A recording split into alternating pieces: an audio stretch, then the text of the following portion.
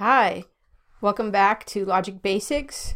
We're going to go over a series of discussions on public discourse. This is one of my favorite topics. So we're going to look at the handout, what is public discourse?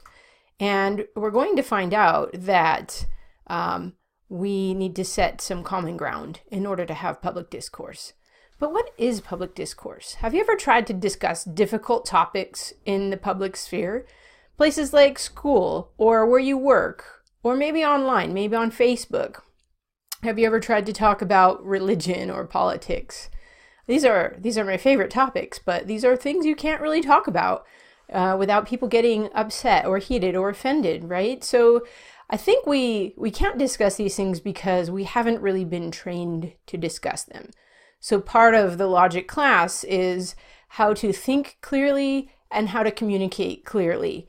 And well, we want, remember, to have the science and art of right thinking, and right thinking will come out in clear communication. So let's see what we can do to clean up the discourse out there. I don't know if you've turned on the news lately or been on Twitter, but it's not looking good. So this is my hope that we can clean up the discourse and that we as friends can discuss difficult topics. So let's talk about public discourse. I'm looking at the handout, what is public discourse? Remember, we're looking at the nature of things when we ask what is. So what is the nature of public discourse? That means we're going to have to define our terms. We should define what public is and what discourse is, and what does it mean when we put those two things together. So let's talk about public. Public is what is shared, and what is shared is what is common. Think about the public roads, public bathrooms. Public is stuff that we have in common together. So keep that in mind. Public is what is shared. Now discourse, we've talked about discourse a little bit, but let's go into a little more depth. Okay, here's a definition of discourse that I've put together for this purpose.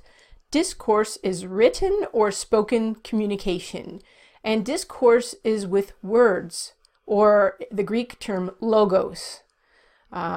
Words are expressed, again, they're expressing concepts, like we talked about in our last series.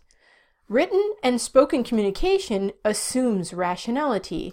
So spoken words, logos, assume that we're rational beings. We have logos here as well. So this word logos in Greek has a number of connected meanings, and one of them is spoken and one of them is thought. So we have concepts, that's reason grasping in the mind, and they're communicated through words. So again, discourse is written or spoken communication. Written and spoken communication assumes rationality. Rational beings communicate with reason. There are other ways of communicating, non-verbal communication, but discourse are words, so we're communicating words together. Rationality assumes a commitment to the laws of thought. So we're rational beings. Remember, that's part of our nature as humans. And so as rational beings, we ought to be committed to reason. And remember, reason begins with the laws of thought. Let's just review that again. The laws of thought include the law of identity, which says A is A. It is what it is. A thing is what it is. The law of non-contradiction, which assumes that something cannot be both A and non-A in the same respect and at the same time. And then the law of excluded middle, which says that something is either A or it is non-A. Again, we're going over these laws in the context of discourse and rationality. Now, reason is the laws of thought, and it is the laws of being. This is very important. It's an underlying problem in, let's say, contemporary philosophy, postmodern philosophy. After the modern period, there's been a divorce between our thinking and reality.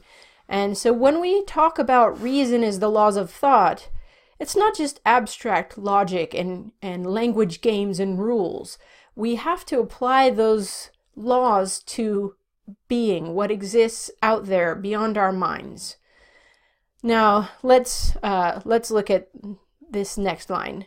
The lack of commitment to reason, as both the laws of thought and the laws of being, leads to the loss of significant or meaningful speech. Now, someone might say, why is that? Loss of significant speech results in silence. So let me explain this a little bit. Aristotle, in his book called The Metaphysics, where he's talking about the nature of being, introduces the laws of thought at the very beginning. And he does so because he wants to say the laws of thought are about being. And that when you deny the laws of thought, you lose significant speech. You lose speech that has meaning. So think of it this way. Words or speech, they express it's reason expressing concepts, and concepts are words that are either meaningful or they lack meaning. So reason is the means by which we have significant speech, meaningful speech. Now, if we deny the laws of thought, we give up reason, then we give up concepts and we give up words that have meaning. We lose meaning. Words become less and less meaningful, more and more meaningless. So we get meaninglessness. I like to call it semanticide. I borrowed this word from a psychologist. Semanticide is the murder of language. So we could use words, but empty the words of meaning. We don't want to do that. Otherwise, we won't be able to communicate with one another in a meaningful way in public discourse. Okay, now back to silence. So if you give up significant speech, then you're left with no words, nothing words. You're left with silence. Now this next line, we'll open that up a little bit. Either a person is committed to reason, the laws of thought primarily, or they're not committed to reason. And if they're not committed to reason, then they should be silent, assuming that a person has integrity. So if a person gives up reason, they should be silent. But if they're not silent, the way we could help them is by not listening to them. We're not morally obligated to listen to meaningless talk, right? One cannot be silent and participate in public discourse, or one cannot give up reason, the laws of thought, the means for obtaining significant speech, and use reason in public discourse. It's a contradiction, right? Saying I'm going to give up reason and I'm going to use reason. We already know through the law of non-contradiction you can't have both A and non-A. So let's start cleaning up the public discourse by being committed to reason, the laws of thought, and the laws of being. All right, but what is public discourse? So we've talked about public. It's what's shared. Discourse, written or spoken, communicate. So what is public discourse? Let's talk about that. Public discourse is shared communication among rational beings. It's shared communication, and it assumes that the most basic things must be shared. Now remember, when I drew the house, the most basic things are on that very bottom level, the level of epistemology, the level of how do I know? So the most basic things are the laws of thought. Okay, so if we don't share the laws of thought as rational beings, we aren't going to share much else. So without reason, the laws of thought, there is no public discourse, but only emotionalism and the will to power. Now let's think about that. We're going to further on down on this handout talk about human nature in a little more depth, but we did mention it when we talked about reason is fundamental. We said it's more basic to our emotions and to our will. So in the public sphere, if we can't use reason to persuade one another, we will resort to another aspect of human nature to get what we want. And right now, if we look around in the public sphere, we'll see that there's a lot of emotionalism. That's the use of emotion to get what you want. We can see this in protests and maybe in Twitter storms. The way people are acting in groups right now seems to be more emotionally motivated than rationally motivated. I could be wrong, though. Persuade me otherwise. And the will to power is using power to get what you want. In the public sphere, we may see this through the use of the law to get things done. Maybe people bring lawsuits to get what they want.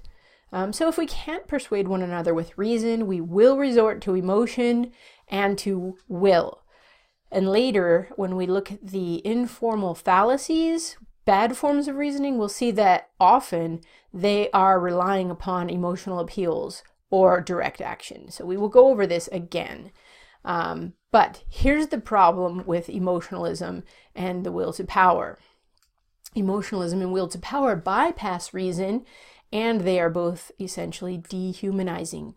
So if human beings are special because they're rational beings, and we bypass that rationality, we dehumanize one another. And that's bad, right? To dehumanize someone.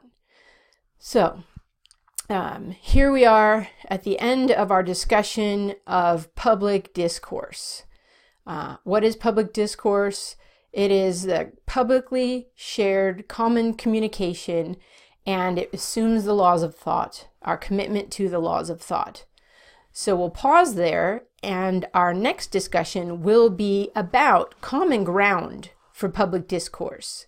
Is it possible to have common ground with those with whom we disagree? Let's find out.